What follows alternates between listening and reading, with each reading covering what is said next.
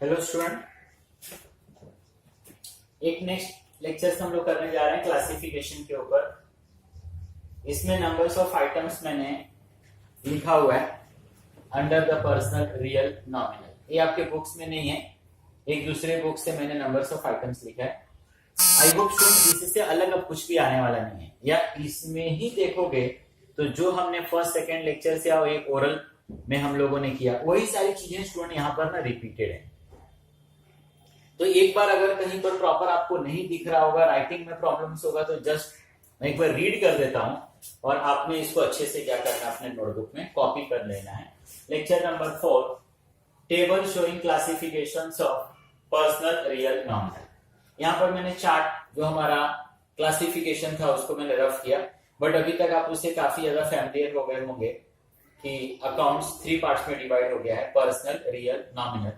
Personal में हम लोग किसी व्यक्ति के बारे में, उनके नाम के बारे में पढ़ते हैं।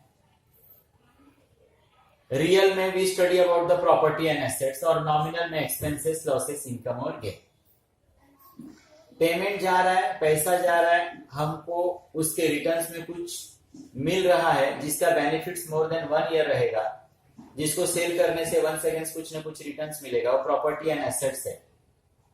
और नॉमिनल में पैसा गया लेकिन उसके रिटर्न्स में हमको कुछ भी नहीं मिला, मतलब उसका नो डाउट कुछ ना कुछ बेनिफिट्स मिला, बट वो बेनिफिट्स नंबर्स ऑफ ईयर के लिए नहीं है, वो आपका नॉमिनल है।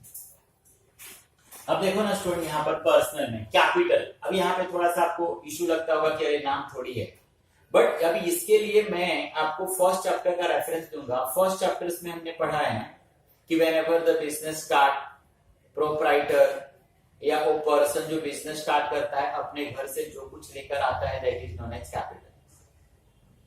मतलब यहाँ पर इनडायरेक्टली पर्सन है, पर्सन नहीं तो कैपिटल आया ना स्टूडेंट। तो कैपिटल किसमें अकाउंट में आ गया, पर्सनल। अब ये तो काफी इजी मालूम पड़ रहा है, बैंक ऑफ बड़ौदा नाम है, पर्सनल। कमलाकर नाम है, पर्सनल। XYZ पार्टनरशिप, इसमें भी कोई इशू नहीं होना चाहिए, आर्टिफिशियल नेम है, किसी न किसी बिजनेस का नाम है, पर्सनल। अब लोन में फिर से थोड़ा सा आपको इश्यू लगेगा, अरे लोन है, ये नाम थोड़ी है किसी का। स्टूडेंट लोन लिखा है, हमारा खुद का पैसा नहीं, अगर कैश होता तो एसेट्स हो जाता। हमने किसी से लोन लिया है, हमने किसी को लोन दिया है। लोन हमारे पास अगर है वो हमारा खुद का पैसा नहीं है, किसी ने किसी पर्सन से मैंने लिया हुआ है, वो इनडायरेक्टली स्टूडेंट पर्सन को रिप्रेजेंट कर रहा है, इसके लिए पर्सनल। फर्स्ट चैप्टर्स में आपने पढ़ा debtors, all those person to whom we sell on the credit basis, जिसको बिजनेस ऑर्गेनाइजेशन क्रेडिट बेसिस पे सेल करता है वो सारे लोग डेटर्स हैं। मतलब इसमें नंबर्स ऑफ पर्सन का इन्वॉल्वमेंट होता है। नंबर्स ऑफ पर्सन आ गए, personal. Creditor sell, a person from whom business organisation purchase on the credit basis, हम यहाँ पर क्रेडिट पे परचेज कर रहे हैं, फिर से पर्सन आ गया, पर्सनल। लोन फ्रॉम राज, इसके पहले भी देखा, राज नाम, लोन भी है, इससे भी मालूम पड़ रहा है। मुंबई ऑलरेडी नाम है। क्रिकेट क्लब, अब किसी न किसी क्रिकेट क्लब का कुछ ना कुछ नाम ही होता है, किसी न किसी नाम से होता है, star sports club, Mumbai cricket club, तो कुछ ना कुछ नाम होता है, नाम आ गया मतलब पर्सनल। आउटस्टैंडिंग वेजेस, अब स्टूडेंट यहाँ पर सिर्फ वेजेस होता तो मैं बोलता हूं मजदूरी, एक्सपेंसेस, नॉमिनल, लेकिन ये क्या बोल रहा है, आउटस्टैंडिंग।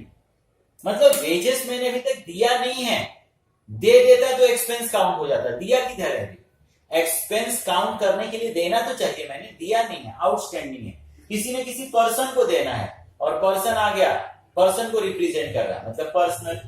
सेम मैं आउटस्टैंडिंग इंटरेस्ट के लिए बोलूंगा। ड्रॉइंग मैंने ऑलरेडी बताया, कैपिटल का मैं रेफरेंस दे सकता हूं, जब पर्सन कोई बिजनेस में कुछ लेकर आ रहा है, कैपिटल। उसी तरीके से जब बिजनेस ऑर्गेनाइजेशन या प्रोप्राइटर अपने पर्सनल यूज के लिए कुछ लेकर जा रहा है, that is known as drawing. Person लेके जा रहा है, पर्सनल। अमित तो नाम ही है। डिस्काउंट रिसीव्ड इन एडवांस, हम लोगों को सिर्फ डिस्काउंट मिलता तो नॉमिनल होता, एडवांस में मिला हम लोगों को, तो हम लोगों को एडवांस में मिला। अगर हम लोग किसी रीजन से वो काम नहीं कर पाए तो वंस अगेंस्ट हम लोग को उस पर्सन को वो डिस्काउंट रिटर्न करना पड़ेगा, मतलब पर्सनल है फिर से हमारे लिए। कोई भी चीज स्टूडेंट जिसका हमको बेनिफिट्स मोर देन 1 ईयर मिलेगा, जिसको मैं कैश में कन्वर्ट कर सकता हूं, ओनरशिप बिजनेस ऑर्गेनाइजेशन का होना चाहिए। All these are the assets. ये तो खुद ही कैश है, एसेट्स। गुड्स, स्टूडेंट मेरे पास गुड्स है, गुड्स मेरे लिए क्या है, एसेट्स है। अच्छे से रखूंगा, नंबर्स ऑफ ईयर तक रहेगा, सेल करूंगा, पैसे मिलेंगे। Building, property and assets. Land, वो भी प्रॉपर्टी एंड एसेट्स है। टूल मैंने आपको जस्ट बताया, औजार, उपकरण जो हमको मशीन खोलने बंद करने में हेल्प करता है, एसेट्स। इन्वेस्टमेंट, हमने कहीं पैसा इन्वेस्ट किया है, एसेट्स है। Copyrights, patents, numbers of time बता चुका हूं, ये एसेट्स है, कैश में मैं कन्वर्ट कर सकता हूं। Shares is also student assets. हमने किसी कंपनी के अंदर शेयर्स में पैसे इन्वेस्ट किया, इक्विटी लिया, प्रेफरेंस लिया, डिवेंचर, हमने अपने पैसे वहां पर ब्लॉक करके रखे हैं स्टूडेंट, और सिर्फ लोग इसलिए इन्वेस्टमेंट करते हैं कि वहां से उनको प्रॉपर रिटर्न्स मिलेगा, फ्यूचर में उनके पैसे अप्रिसिएट्स होंगे। मतलब हमने खर्चा नहीं किया, हमने अपने पैसे को ना शेयर्स में, डिवेंचर्स में, प्रेफरेंस में कन्वर्ट कर दिया, तो हमारे लिए एसेट्स। प्रीमाइसेस, जगह है, एसेट्स। फ्री होल्ड प्रॉपर्टी, कोई प्रॉपर्टी है, एसेट्स। डिवेंचर, मैंने बताया ना, जैसे शेयर्स में लोग पैसे इन्वेस्ट करते हैं, डिवेंचर में आप पैसे इन्वेस्ट कर सकते हो, एक तरह की सिक्योरिटी है जिसको आप फिर से कैश में कन्वर्ट कर सकते हो, आपको आपका पैसा वहां से विद इंटरेस्ट रिटर्न मिलेगा। Bill receivable is assets, bill का पैसा लेना है। स्टॉक ऑफ स्टेशनरी, स्टूडेंट सिर्फ स्टेशनरी होता है नॉमिनल, स्टॉक है बहुत सारा, जैसे गुड्स उसी तरीके से मेरे पास स्टॉक पड़ा हुआ है, इसको मैं सेल करूंगा, पैसे लूंगा। प्लांट एंड मशीन, एसेट्स है। कंप्यूटर, एसेट्स है। एंड व्हीकल, एसेट्स है। इन सारी चीजों को मैं अपने पास नंबर्स ऑफ ईयर्स तक रख सकता हूं, जब कभी भी सेल करूंगा मुझे कुछ ना कुछ वहां से रिटर्न्स मिलेगा। नॉमिनल, एक्सपेंसेस, लॉसेस, इनकम और गेन। बैड डेट्स, पैसा डूब गया, लॉस हो गया। इंटरेस्ट, स्टूडेंट ब्याज, या तो मिले या तो मैं किसी को दूं, दोनों सिचुएशन में या तो एक्सपेंस या तो इनकम, नॉमिनल अकाउंट। डिस्काउंट के लिए भी सेम, नॉमिनल, मिलेगा तो इनकम, मैं दूंगा तो expense. Loss by fire, fire हो गया, गुड्स जल गया, किसी भी रीजन से हमको बिजनेस का लॉस हो गया, लॉस हो गया मतलब नॉमिनल। वेजेस, में हम किसी को मजदूरी दे रहे हैं, मजदूर को मजदूरी दे रहे हैं, उसके रिटर्न में मजदूर हमको फॉर द टाइम बीइंग के लिए सर्विस देगा, जब तक मजदूरी देते रहेंगे तब तक वो सर्विस देता रहेगा। एक्सपेंस है। Salary for sale, income tax is expense.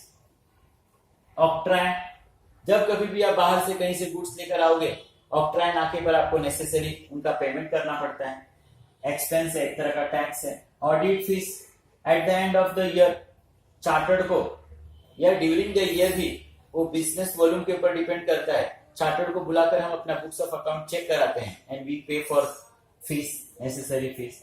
Gas and water, expense है। रॉयल्टी भी स्टूडेंट हमारे लिए एक्सपेंस है। मेहनत आना, यहां पर भी हम लोग किसी को उसके काम का रिटर्न्स देते हैं, रॉयल्टी है। जब तक आप रिटर्न्स देते रहोगे तब तक ही उस आदमी से आपको उसका बेनिफिट्स मिलेगा। रॉयल्टी जितने सारे ऑथर्स हैं उनको मिलता है, सिंगर हैं उनको मिलता है। बैंक चार्जेस, बैंक आपको सर्विस प्रोवाइड कर रहा है, उसके लिए वो चार्जेस किसी तरह का ले रहा है, एक्सपेंस है। ब्रोकरेज सेम, मिलेगा इनकम देंगे तो एक्सपेंस। रेलवे फ्रेट, रेलवे से हम लोग कोई गुड्स कैरी करके ला रहे हैं, उसका भाड़ा दे रहे हैं, एक्सपेंस नॉमिनल। रेंट, भाड़ा दे रहे हैं। सेल टैक्स, ये भी हम लोग टैक्स पे कर रहे हैं। और गुड्स स्टोलन बाय थेफ्ट, चोर ने गुड्स आपका चुरा लिया, आपके बिजनेस ऑर्गेनाइजेशन में, प्रीमाइसेस में किसी तरीके से कोई चोरी हो गया, चोरी हो गया तो डेफिनेटली स्टूडेंट लॉस हो गया, तो लॉस हो गया तो नॉमिनल। तो ये जो मैंने चार्ट बनाया, और इसके पहले हम लोगों ने 2 लेक्चर्स इसके ऊपर लिए, स्टूडेंट मोर देन इनफ है इतना, आप इसी को बार बार देखोगे करोगे, आपके लिए मोर देन इनफ है, इससे आगे कुछ भी इसमें आने वाला नहीं इस क्वेश्चन के अंदर। अब नेक्स्ट वीडियो के अंदर स्टूडेंट मैं यहां पर टैबुलर फॉर्म के अंदर क्लासिफिकेशंस ऑफ अकाउंट्स बताऊंगा, फिर उसके नेक्स्ट लेक्चर्स में हम लोग मॉडर्न फॉर्म में पढ़ेंगे एंड सो ऑन।